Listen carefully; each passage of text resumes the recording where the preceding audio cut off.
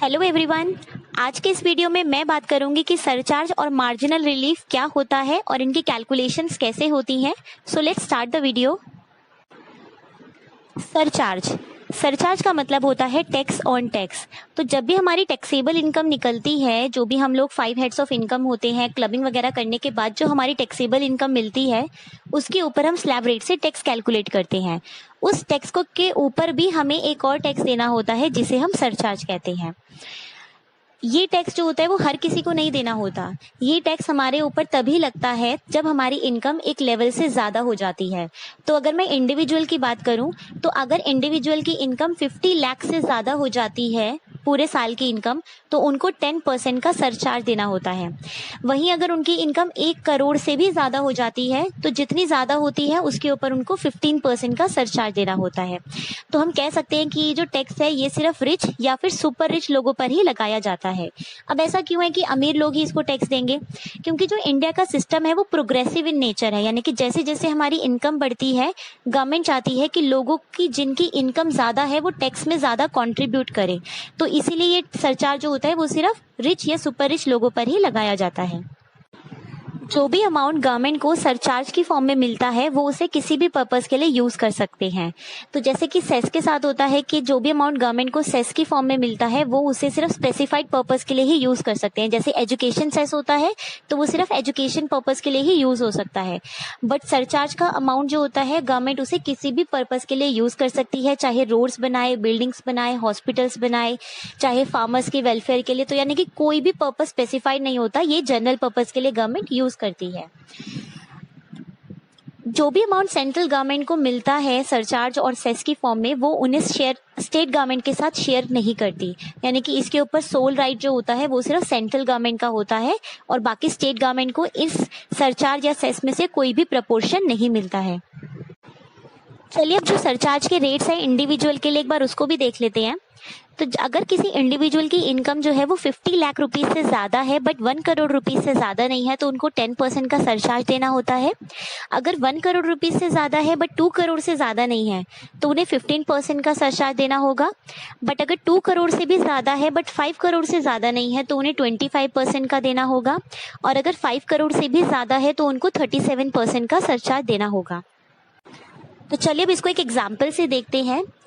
तो एक पर्सन है राम गोपाल शर्मा, जिनकी जो टैक्सेबल इनकम है वो है 51 लाख रुपीस।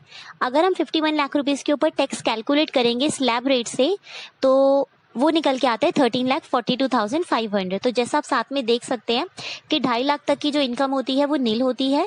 फिर अगले 2.5 लाख पे उनको 5% के हिसाब से देना होता है टैक्स, तो होता है 12,500 रुपीज। नेक्स्ट जो 5 लाख रुपीज होते हैं उसके ऊपर 20% के हिसाब से टैक्स लगता है, जो बनता है 1 लाख रुपीज। और बाकी का जो 41 लाख रुपीज बच गया उसके ऊपर 30% से टैक्स देना होता है, जो आता है 12,30,000 रुपीज। तो अगर हम टोटल टैक्स देखें तो उसका बनता है 13,42,500 रुपीज।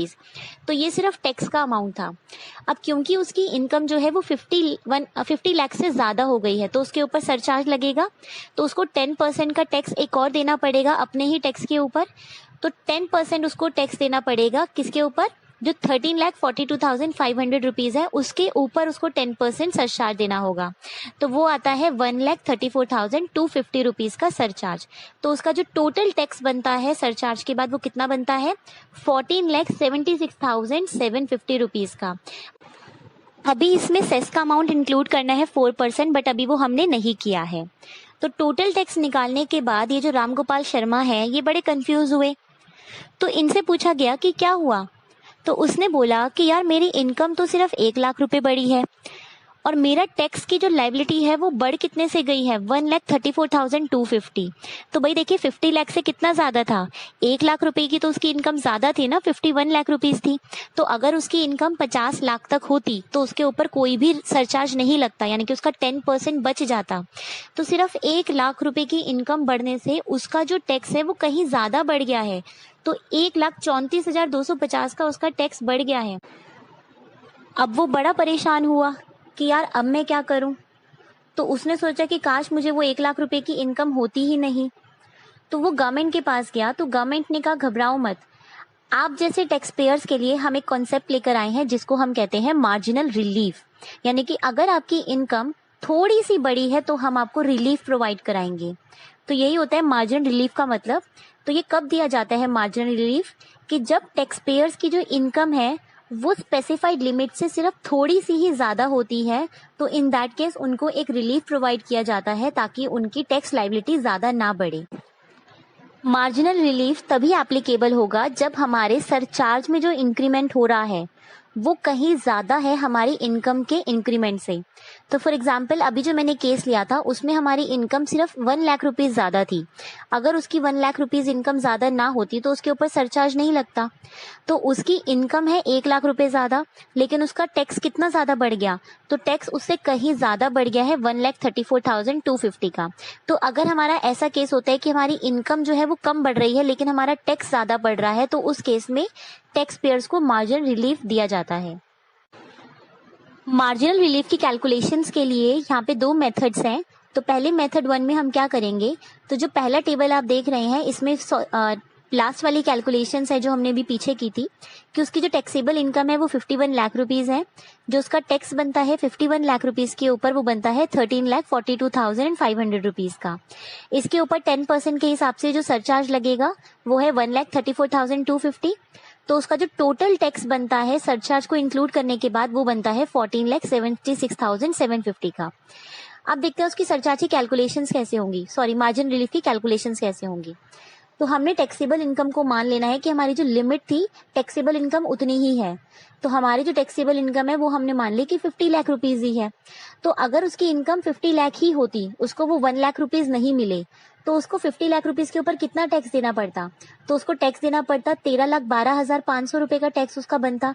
तो वो ये गवर्नमेंट को दे देगा।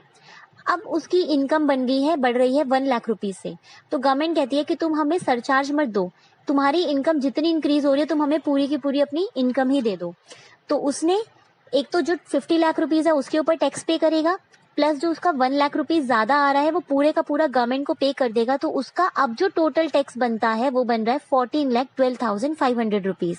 तो देख सकते हैं अब उसकी लायबिलिटी कितनी कम हो रही है। तो उसकी लायबिलिटी पहले थी 14,76,750 की लायबिलिटी थी, जबकि मार्जिन रिलीफ के बाद उसकी लायबिलिटी कितनी बन रही है, 14,12,500 की लायबिलिटी बन रही है। यानी कि उसकी सेविंग्स जो हो रही है मार्जिन रिलीफ की कितनी हो रही है, 64,250। तो 64,250 का उसका रिलीफ मिल गया है। तो यही है हमारा मार्जिन रिलीफ का अमाउंट। अब एक बार स्टेप्स देख लेते हैं कि अगर हमें मार्जिन रिलीफ कैलकुलेट करना है तो उसके लिए क्या क्या स्टेप्स हमें फॉलो करने हैं। तो सबसे पहले हमारी जितनी एक्चुअल इनकम है उसके ऊपर हम लोग नॉर्मल कैलकुलेशंस करेंगे इनकम टैक्स की, कि हमारी स्लैब रेट से कितना टैक्स निकलता है, प्लस उसमें हमारा जो भी सरचार्ज का रेट एप्लीकेबल है तो हमारी कितनी लायबिलिटी बनती है। तो जैसे मेरे केस में था 14,76,750 का उसका टैक्स बन रहा था। फिर सेकंड स्टेप में हम क्या करेंगे कि सेकंड स्टेप में देखेंगे कि अगर हमारी इनकम लिमिट के अंदर अंदर होती, तो जैसे किसी की 50 लाख के आसपास है तो 50 लाख रुपीस का लिमिट लगाएंगे। अगर किसी की 1 करोड़ रुपीस के आसपास इनकम है तो हम 1 करोड़ रुपीस की इनकम की लिमिट लगाएंगे। तो इस लिमिट के ऊपर हम टैक्स निकालेंगे कि अगर उसकी इनकम 50 लाख होती है तो उसका कितना टैक्स बनता।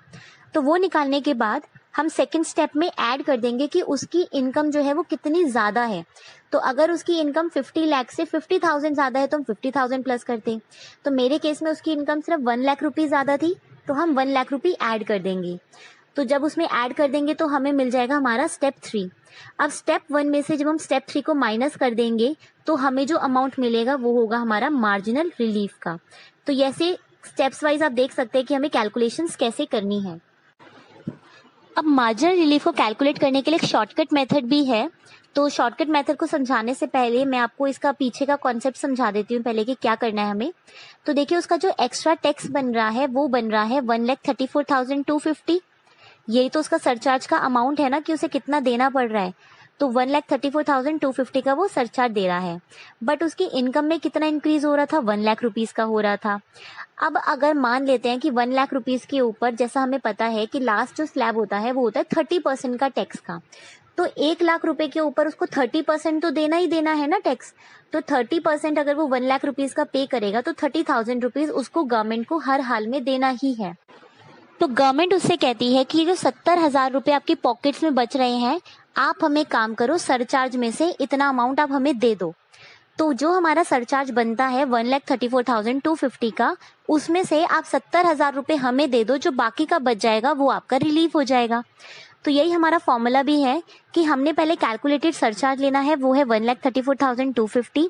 फिर जो उसकी सेविंग्स हो रही हैं उसके पास, वो हो रही हैं 70,000 रुपीज़ की। तो आप हमें 70,000 रुपीज़ पे कर दो, बाकी का जो 64,250 बच गया ये हम आपको रिलीफ प्रोवाइड कर देंगे। तो ये हमारा शॉर्टकट मेथड है, आप ये फॉर्मूला लगाकर भी अपना मार्जिन रिलीफ का अमाउंट कैलकुलेट कर सकते हैं। अब एक और एग्जाम्पल देखते हैं कैलकुलेशंस कैसे होंगी। तो इस बार मैंने माना है कि जो हमारी टैक्सेबल इनकम है वो है 54 लाख रुपीज़ की। अब 54 लाख रुपीज़ की इनकम के ऊपर जो उसका टैक्स बनता है स्लैब के अकॉर्डिंग, वो बनता है 14,32,500 रुपीज़ का। अब क्योंकि उसकी जो इनकम है वो 50 लाख से ज़्यादा है, तो हमारा जो सरचार्ज का रेट होगा वो 10% होगा। तो 10% अगर हम निकालेंगे टैक्स के ऊपर तो वो होता है 1,43,250 का। तो उसका जो टोटल टैक्स अब बन रहा है वो बन रहा है 15,75,750 का। तो ये टैक्स का अमाउंट अब उसको पे करना है। तो अब आप देख सकते हैं कि उसकी जो इनकम में इंक्रीज हो रहा है वो तो हो रहा है 4 लाख रुपीज़ का, लिमिट से कितना ज़्यादा है, 4 लाख रुपए ज़्यादा है। और उसका जो टैक्स में इंक्रीमेंट हो रहा है वो कितना हो रहा है, 1,43,000 हो रहा है। यानी कि हमारी इनकम ज़्यादा बढ़ रही है लेकिन हमारा टैक्स उतना नहीं बढ़ रहा, तो बल्कि उसकी पॉकेट्स में तो इनकम ज़्यादा आ रही है ना। तो अगर ऐसा केस होता है कि हमारी इनकम ज़्यादा बढ़ रही है लेकिन टैक्स ज़्यादा नहीं बढ़ रहा, तो हमारे को कोई भी मार्जिन रिलीफ नहीं मिलेगा। तो इन दैट केस उसको कोई भी मार्जिन रिलीफ नहीं मिलेगा, एंड जो भी उसका सरचार्ज का अमाउंट है वो सब मिला के उसको टैक्स देना पड़ेगा। तो उसका जो टैक्स बनता है वो बनेगा 15,75,750 का, and no margin relief shall be provided. I hope आपको आज का वीडियो पसंद आया होगा। Thank you.